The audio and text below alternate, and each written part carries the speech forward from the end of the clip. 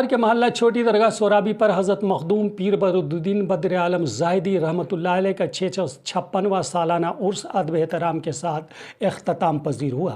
سب سے قبل مخدوم کی اولاد میں سے سید محفوظ عالم کی جانب سے پہلی چادر پوشی کی گئی۔ یہ چادر شہر کے محلہ کاغذی سے بعد نماز ظہر چلا قریب 3 بجے آستانے پر چادر پوشی کی گئی۔ اس سے قبل سندل اور غسل کے بعد چادر پوشی کے بعد قل و فاتحہ کے دوران ملک کے امن و امان اور ترقی کی دعائیں مانگی گئی۔ موجود علماء اکرام نے پوری دنیا کے لیے دعائیں مانگی۔ اس موقع پر بی جے پی کے سینئر لیڈر منا صدیقی، سوگرا +2 اسکول کے سیکریٹری محمد آفتاب عالم، مسلم ڈیولپمنٹ کمیٹی کے جمیل اشرف جمالی، صوفی خانقاہ ایسوسی کے بہار ریاست صدر و خانقاہ چشتیہ فریدیہ چاندپورہ کے حافظ مہتاب عالم رومی خان کی جانب سے آستانے پر چادر پوشی و پھول کی چادر پیش کی گئی۔ اس کے بعد لگاتار چادر پوشی کا سلسلہ شروع ہوا جو دیر شام تک چلتا رہا۔ اس دوران محمد عین الہدا، خادم آستانہ محمد منور، محمد سہیل، محمد معراج، صدر الہدا، وکیل ذاکر حسین، رومی خان، حافظ توصیف کے علاوہ دیگر لوگ موجود تھے۔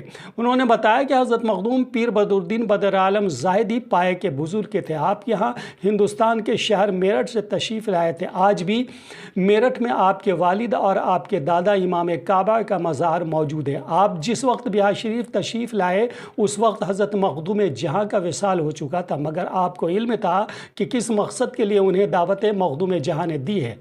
آپ کا پہلا قیام سوڈی میں ہوا جہاں آج بھی ایک وسیع قبرستان کے علاوہ حجرہ موجود ہے۔ بتایا جاتا ہے کہ آپ کے آستانے پر ہر سال رجب کی 25 تاریخ کو عرس کا اہتمام کیا جاتا ہے۔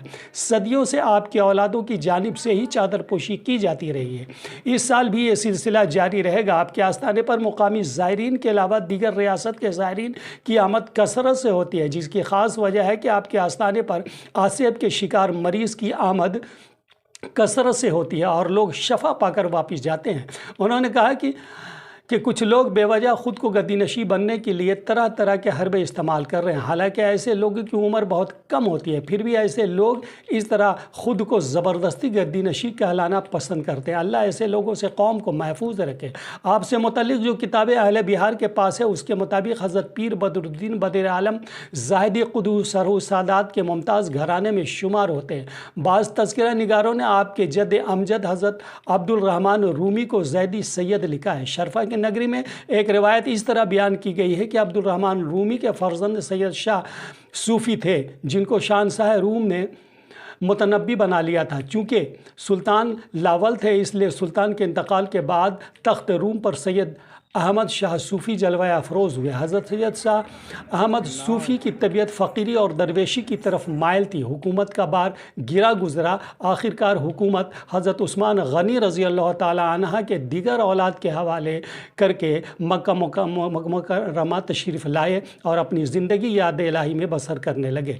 آپ حسن رومی کے مرید خلیفہ تھے۔ عبادت و ریاضت میں حد درجہ مشغولیت کی وجہ سے آپ کا لقب ہی زاہد پڑ گیا اور آپ ہی سے سلسلہ زاہدیہ کی بنیاد پڑی۔ آپ کے صاحبزادے حضرت شیخ شہاب الدین کبیر زاہدی امام کعبہ میرٹھ تشریف لائے۔ شیخ شہاب الدین امام کعبہ میرٹھی کے صاحبزادے حضرت شیخ فخر الدین بزرگ خداداد زاہدی کا مزار میرٹھ ہی میں ہے۔ حضرت پیر بدرالدین بدر عالم زاہدی قدوس سرہو کا خاندانی نسبت نامہ جو اہل بہار میں مشہور ہے، شرفہ کی نگری کے مصنف نے اس طرح بیان کیا ہے: پیر بدرالدین بدر عالم زاہدی بن شیخ فخر الدین زاہدی ثانی بن شیخ شہاب الدین حق گو شہید زاہدی بن شیخ فخر الدین بزرگ خداداد زاہدی بن شیخ شہاب الدین کبیر زاہدی میرٹھی امام کعبہ بن حضرت احمد صوفی بن عبدالرحمن رومی بن اسماعیل بن محمد عبداللہ بن شیخ ابو بکر شبلی بن عثمان بن عبدالعزیز بن عبدالرحمن بن ضیاء الحق بن عبدالعزیز بن خالد بن عبدالرحمن بن عمر بن خلیفہ ثالث امیر المومنین حضرت عثمان غنی رضی اللہ تعالی عنہ۔ یہ